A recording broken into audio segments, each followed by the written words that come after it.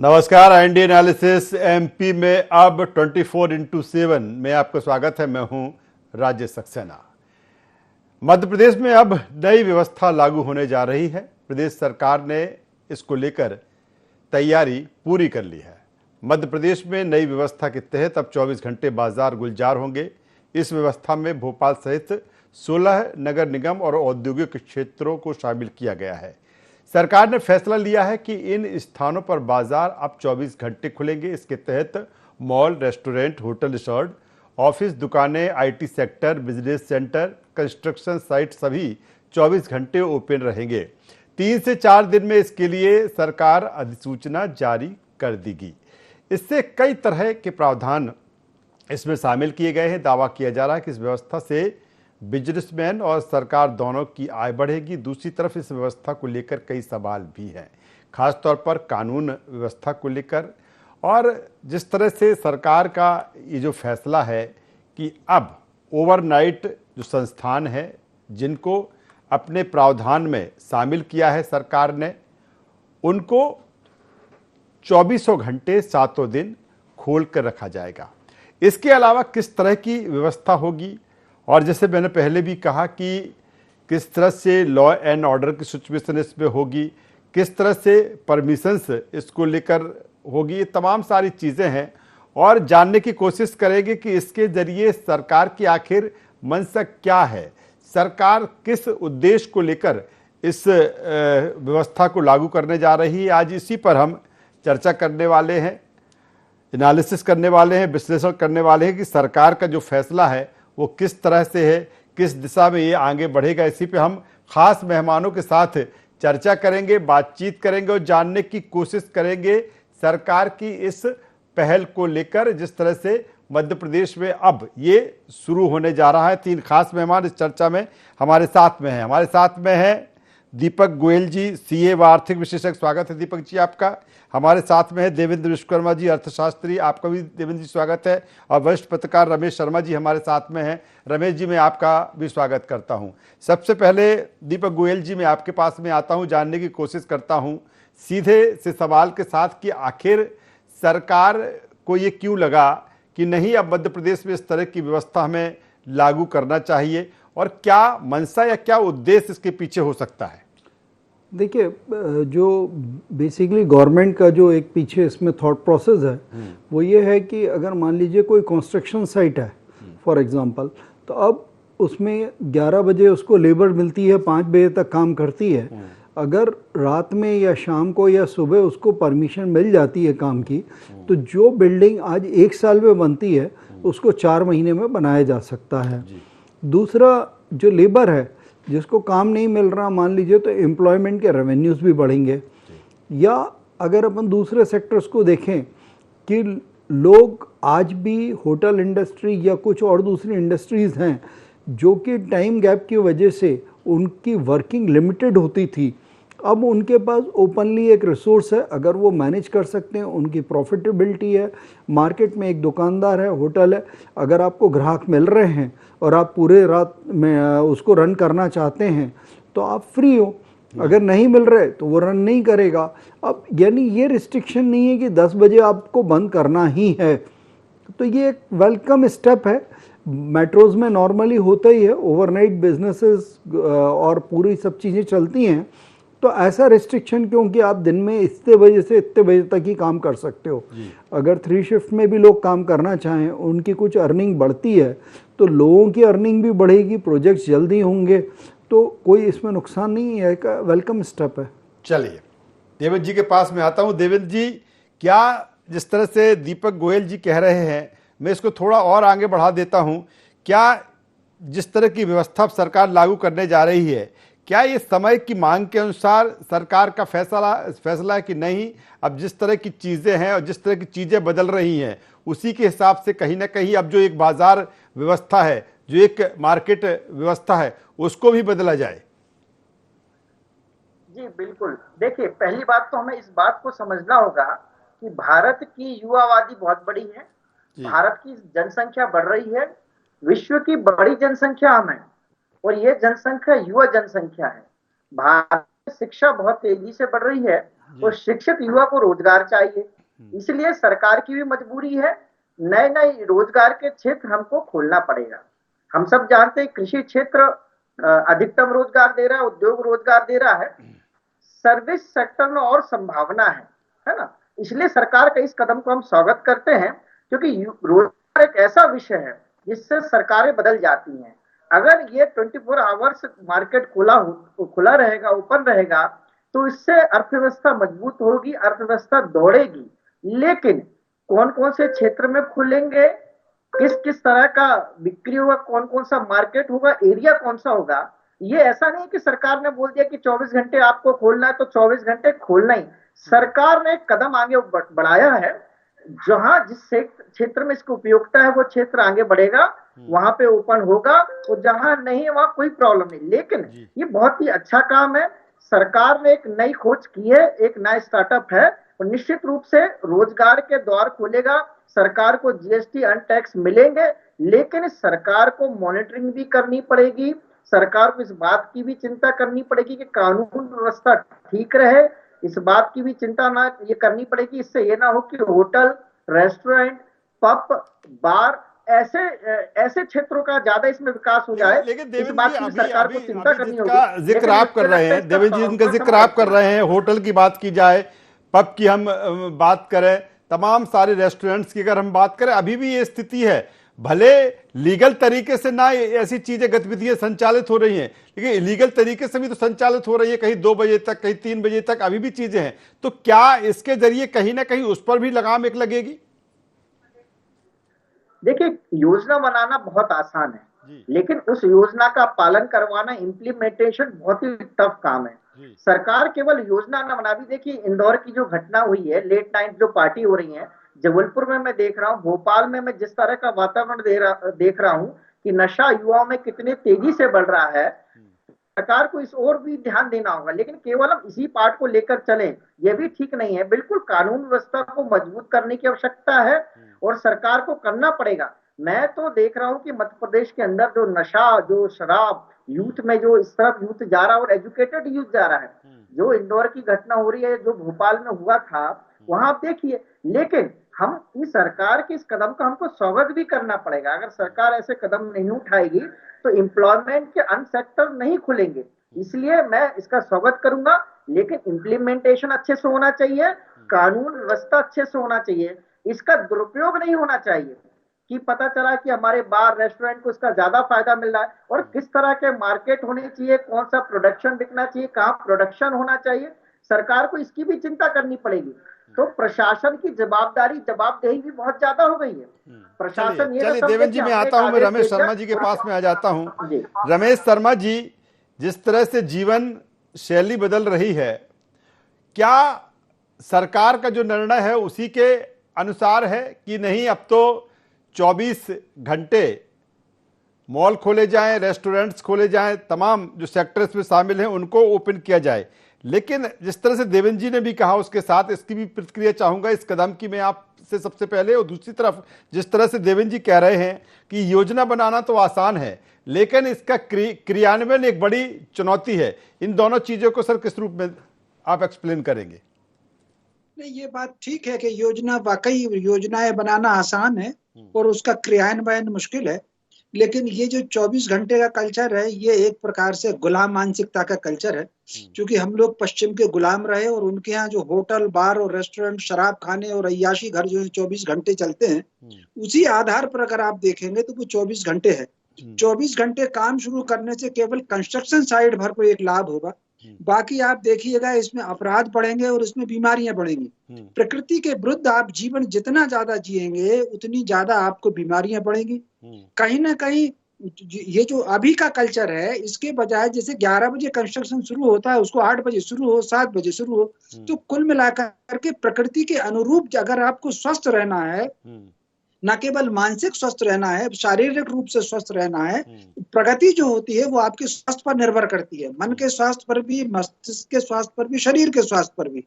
तो प्रकृति के विरुद्ध जितना आप जिएंगे, उसमें आप उसके विरुद्ध जाएंगे, दिखावटी सजावटी सामान तो बहुत होगा, लेकिन आधारभूत प्रगति को आप उसमें से कर पाएंगे। मेरी दृष्टि में ये 24 घंटे बाजार खुलना ये कहीं ना कहीं समाज के और पीढ़ी के बिल्कुल हित में नहीं है। वैसे ही आज के लड़के 12-12 बजे तक मोटरसाइकिलों पे लड़कियों को घुमाते घूमते रहते हैं। अब पूरी रात भर घूमेंगे। अब जब घूमेंगे तो कब पढ़ाई करेंगे, कब अपना कैरियर बनाएंगे। दारू की दुकान अगर रात भर खुलेगी, बार रात भर खुलेगा, पब रात भर खुलेगा, तो किस कुल मिलाकर के वो कंस्ट्रक्शन, वो जो रचनात्मक काम है, कंस्ट्रक्टिव काम है, वो कब करेगा, कब अपने व्यक्ति निर्माण करेगा। ये निश्चित रूप से ये वाली जो चीजें हैं, दिखावटी सजावटी कुछ चीजें कहने सुनने में अच्छी लगती है, लेकिन जीवन के लिए बेहद खराब जाती है। आप देख लीजिए, जिन दोनों भारत में सूर्योदय से लेकर के सूर्यास्त तक का ही काम होता था, उन दोनों भारत विश्व गुरु था और सोने की चिड़िया था। और जिन दोनों देर रात तक काम होने लगा, उन दोनों गुलामों के भी गुलाम हो गए। और अभी भी ये जो मानसिक गुलामी है वो जा नहीं रही है, ऐसा मुझे लग रहा है। मेरी दृष्टि में तो 24 घंटे बाजार खुलना समाज के बिल्कुल हित में नहीं है। लेकिन रमेश जी, क्या जिस तरह से अभी भी जो इस तरह की चीजें हैं, बाजार की जो टाइमिंग है लगभग 10 बजे तक, अगर हम भोपाल के बड़े शहरों की बात करें, अमूमन 10 बजे तक मार्केट बंद करने की जो इंस्ट्रक्शन है वो रहते हैं, लेकिन अभी भी कहीं 12 बजे, कहीं 1 बजे, कहीं 2 बजे, और उसके बाद 10 बजे के बाद जो चीजें होती हैं वो जिस तरह से ले दे के उन चीजों को आगे बढ़ाया जाता है, क्या कहीं ना कहीं इसके जरिए उस पर भी एक लगाम लगाने की कोशिश है? नहीं, उस पर लगाम लगाने की कोशिश नहीं है, बल्कि उसको प्रोत्साहित देने की कोशिश है। अभी वो जो चोरी छुपे 12 बजे तक अपने पब खोलते थे, दारू की दुकानें खोलते थे, अब वो सरेआम पूरी रात भर खोलेंगे। मान करके चलिए कि किराने की दुकान नहीं खुलेगी रात भर तक, किराने की दुकान तो शाम को 9 बजे बंद हो जाएगी। ये जो शराब खाने हैं और ये पब हैं और ये होटल हैं, यही रात भर खोलेंगे। तो एक प्रकार से जो अब तक उनको आप बंदिश लगा करके बंद कर देते थे, अब उनको आप खुलेआम दे देंगे। इस आदेश से केवल कंस्ट्रक्शन साइट को तो मदद मिल पाएगी, 24 घंटे काम चलेगा, काम जल्दी पूरे होंगे। तो इसके अलावा बाकी सब में, समाज जीवन में इसको नुकसान है। मैं तो बल्कि इस व्यक्तिगत रूप से इस पक्ष में हूँ कि दारू की दुकान हो, होटल हो, रेस्टोरेंट हो, बार हो, पब हो, इन पर तो 8 बजे 7 बजे इन पर प्रतिबंध लग देना चाहिए।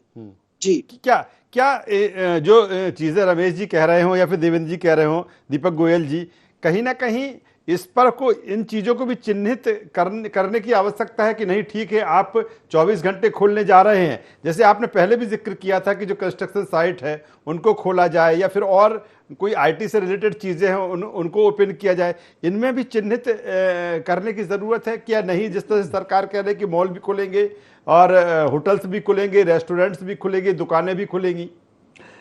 नहीं, मैं दो अलग अलग चीज़ें हैं इसमें। जो ये ऑर्डर आया, यानी जो गवर्नमेंट की सोच है, मैं जो जहाँ तक मैं समझता हूँ, हम दोनों चीज़ों को मिक्स नहीं कर सकते।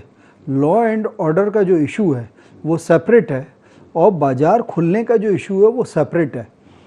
आज अगर मान लीजिए कोई, ये मैं एग्री करता हूँ शर्मा जी की बात से कि किराने की दुकानें हो सकता है रात को ना खोलें क्योंकि उनको बिजनेस नहीं मिलेगा, लेकिन कंस्ट्रक्शन साइट को फ़ायदा होगा। आज जो बच्चे फॉरेन से वर्क ले रहे हैं वो रात को वर्क कर रहे हैं पूरा भाई, क्योंकि वहाँ पे दिन होता है, यहाँ पे रात होती है, तो वो नाइट ड्यूटी वर्किंग कर रहे हैं। बहुत सारी इंडस्ट्रीज़ हैं, मंडीदीप वगैरह, जहाँ पे भी आप इंडस्ट्रियल एरिया देखेंगे वहाँ 3 शिफ्ट में वर्किंग होती है। तो मेरे ख्याल से सिर्फ एक एस्पेक्ट कि पब को लीगलाइज कर दिया रात भर चलने के लिए, तो अगर पब में अगर कोई गलत काम हो रहा है या कोई गलत एक्टिविटी हो रही है, दैट्स ए मैटर, वो मैटर रिलेट करता है लॉ एंड ऑर्डर से। आप दोनों चीज़ों को क्लब नहीं कर सकते। अगर आप फॉरेन जाते हो वहाँ पे भी रात भर चीज़ें खुली रहती हैं, लेकिन किसी की हिम्मत नहीं है कि वो लॉ एंड ऑर्डर को चूज़ कर ले। हमारे यहाँ हम इस चीज़ पे एम्फसाइज करना ज़्यादा ज़रूरी है कि लॉ एंड ऑर्डर, हमारी जुडिशरी, हमारी हर चीज़ें हर आदमी को समान स्तर पे देखे। हम अपने लॉ एंड ऑर्डर पे भरोसा नहीं करते, इसलिए हमें लगता है कि लोगों को समय से घर में बैठा दो। अच्छा, मान लीजिए अगर बाजार नहीं भी खुल रहा है, फॉर एग्जांपल रेलवे स्टेशन के आसपास के सारे होटल खुलते हैं, जो रेजिडेंट होटल्स हैं वो खुलते हैं, उनमें रेस्टोरेंट चलते हैं आज भी। तो जिसको जो चीज़ करनी है आप उसको रोक नहीं रहे हो, रोक नहीं पाओगे, लेकिन अगर किसी को कोई प्रोफेशनल या कोई बिजनेस अपॉर्चुनिटी या कुछ मिलता है तो एक सिर्फ कि पब को फ़ायदा हो सकता है इससे या लिक्वर वालों को फ़ायदा हो सकता है, आप उसको दूसरे तरीके से कंट्रोल कर सकते हो, आप उसके सेलिंग पर रिस्ट्रिक्शन लगा सकते हो। बट मेरे हिसाब से ओवर एंड ऑल ये डिसीजन तो यानी वेलकम्ड है, और लॉ एंड ऑर्डर से उसको रिलेट करके देखना गलत है, क्योंकि जिसको अगर मान लीजिए रात भर घूमना है वो अब भी घूमेगा। यानी अगर कोई आदमी 10 बजे घर आता है तो वो 10 ही बजे आएगा, कोई 12 बजे नहीं आता तो 12 बजे नहीं आएगा। यानी उसका मार्केट खुलने नहीं खुलने से उसका कोई रिलेवेंस नहीं है। यानी मेरे हिसाब से आदमी अंदर पब चल रहा है, बाहर लाइट ऑफ है, अंदर खूब डिस्को चल रहा है, उससे अच्छा है कि आप लीगलाइज कर दो, तो उससे पता तो रहेगा कौन क्या कर रहा है। तो दो चीजें दीपक जी है इसमें जी। क्या इसके जरिए कहीं ना कहीं सरकार ये भी उम्मीद लगा के चल रही है कि जो एक मार्केट है, जो व्यापार व्यवसाय है, वो बढ़ेगा और कहीं ना कहीं और प्रोसेस जो है फास्ट होगी, ये भी एक उसमें है, और इसके जरिए चाहे वो व्यापारी है जो व्यवसाय कर रहा है या फिर सरकार है, उसको भी कहीं ना कहीं आर्थिक जो इसका पॉइंट है उसको वो नजर में रखा गया है। देखिए, आर्थिक तो अगर कोई भी इकोनॉमी बढ़ती है तो गवर्नमेंट को हमेशा फ़ायदा ही होता है, क्योंकि टैक्सेस का कलेक्शन होगा, सब चीज़ें हैं। अच्छा, कोई भी मूवमेंट हमेशा सबको फ़ायदा करता है, तो इसलिए वो आर्थिक आधार तो ठीक है भाई, अगर आदमी रात को नहीं करेगा अगले दिन सुबह करेगा, तो लोगों के कंफर्ट को ध्यान में रखते हुए अगर किसी आदमी का बिजनेस शेड्यूल ऐसा है, मान लीजिए कोई आदमी बिजनेस करता है और उसके ऑफिस का जो कलेक्शन हुआ है रिटेल आउटलेट का, उसको हिसाब करते करते रात के 12 बज जाते हैं। कर तो वो आज भी रहा है ना, ऐसा तो नहीं है कि वो बंद हो गया है। आपने बोला 8 बजे होटल बंद हो जाना चाहिए या 10 बजे बंद हो जाना चाहिए, यानी क्या हम उसको इम्प्लीमेंट करवा पा रहे हैं? दैट फेलियर ऑफ लॉ कह लो आप या फेलियर ऑफ सिस्टम कह लो, लेकिन ये एक ऐसा फेलियर है जिसको कि गवर्नमेंट, रूलर, जो लॉ प्रोवाइडर्स हैं और जो आम जनता जिनके लिए लॉ बनाया हुआ है, सबको एक्सेप्टेबल है कि ये फेलियर होना चाहिए। अगर वो चीज़ सभी लोगों को एक्सेप्टेबल है कि भाई 10 बजे के बाद हमें कंफर्टेबल है, आप तो खोलो, आदमी भी खोल रहा है, आदमी दुकान पे भी जा रहा है, माल भी खरीद रहा है, लॉ एंड ऑर्डर प्रॉब्लम भी नहीं है, तो फिर उसको लीगलाइज कर दो। चलिए देवेंद्र जी, 2-3 चीजें अहम है, ठीक है, 24 घंटे खोलने का जिस तरह से अब सरकार ने डिसीजन ले लिया है, लेकिन इसके साथ ही एक व्यक्ति की एक उसकी भी लिमिटेशन है वर्किंग को लेकर। दूसरी तरफ ये भी है कि जो एम्प्लॉय वहां पर काम कर रहा है वो भी एक उसके अकॉर्डिंग कि जो एक उसके प्रावधान है उसके तहत भी जो लेबर एक्ट है या लेबर से जुड़ी जो चीजें हैं वो भी एक कहीं ना कहीं जहन में होगा। जैसे हालांकि पहले आपने कहा कि योजना तो बना दी, लेकिन इसके तमाम सारे प्रावधान है वो भी अभी आपको क्लियर करना पड़ेंगे। देवेंद्र जी